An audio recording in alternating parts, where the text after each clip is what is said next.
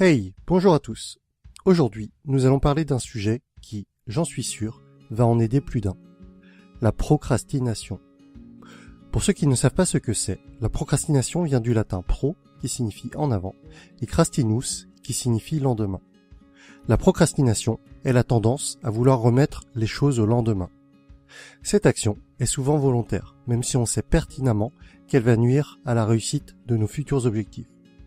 Et c'est ce qui est malheureux, c'est que les personnes qui admettent être sujets à la procrastination sont aussi conscientes, la plupart du temps, que cela va nuire à leurs objectifs.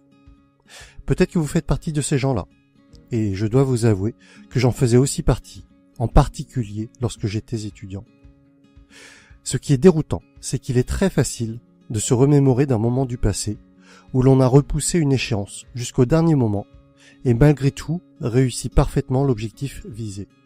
On pense forcément à un examen, un contrôle ou un devoir surveillé, réussi avec brio alors que les révisions avaient été faites à la dernière minute, et ce, sans gros efforts finalement.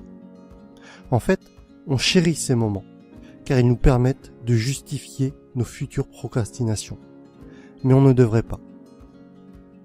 Quand on procrastine, on fait souvent quelque chose d'autre, de bien moins productif à la place, pour assurer une part de satisfaction immédiate. Et quand on fait cette autre chose, on se remplit d'un sentiment de culpabilité ou d'anxiété. L'auteur du livre Solving the Procrastination Puzzle nous annonce qu'en réalité, ce sont nos objectifs que nous repoussons en agissant ainsi. Et certains buts très importants dans nos vies en pâtissent irrémédiablement.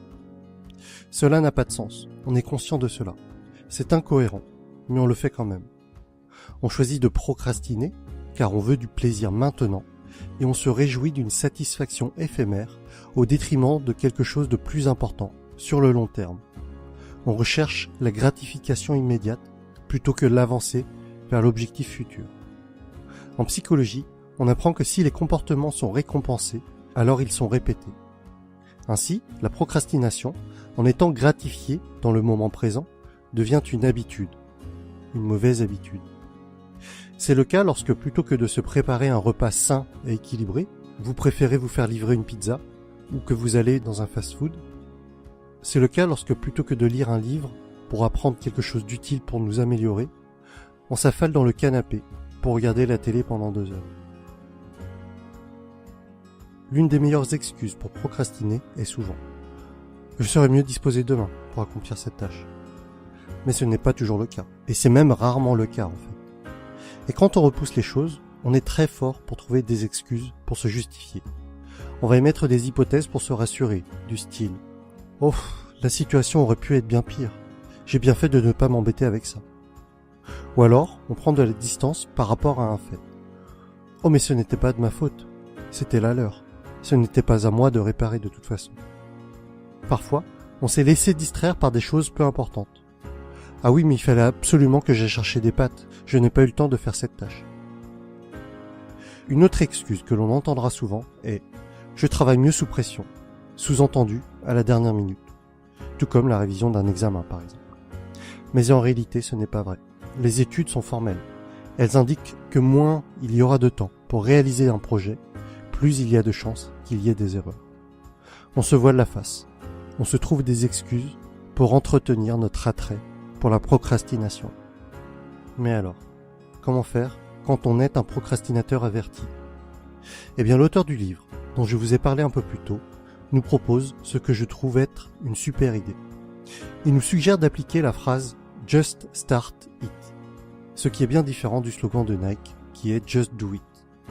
Car « Just do it » va impliquer que vous allez devoir faire l'action entièrement, réaliser le projet du début à la fin, de A à Z. Et c'est alors que le rejet peut arriver, devant l'étendue de la tâche à accomplir. Alors qu'en pensant juste à la phrase « Just start it », vous n'avez qu'à vous dire que vous allez démarrer quelques actions pour amorcer le projet, sans avoir à tout finir dans l'immédiat. Ce qui est génial, c'est que la plupart du temps, le démarrage ne sera pas aussi désagréable que ça en avait l'air. Et qu'en plus, le fait d'avoir un projet amorcé va auto-alimenter la motivation pour ce projet, et va continuer à nous faire progresser dans sa réalisation. Ce qu'on peut faire, c'est qu'à chaque fois que l'on va ressentir un besoin de procrastiner, il faut transformer ce moment en déclencheur pour travailler sur un projet pendant 10 minutes, pas plus. On s'engage sur cette petite durée. Et parfois, avec un peu de chance, vous n'allez pas vouloir vous arrêter. Vous allez continuer à travailler dessus parce que vous vous rendez compte que ce n'était pas si difficile.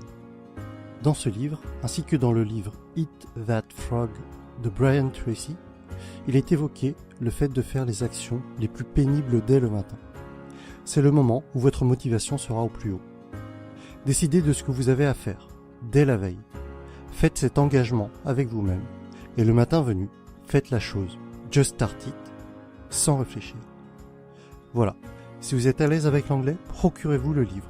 Il est court et facile à lire. Mettez-moi en commentaire si en ce moment même, vous êtes en train de procrastiner.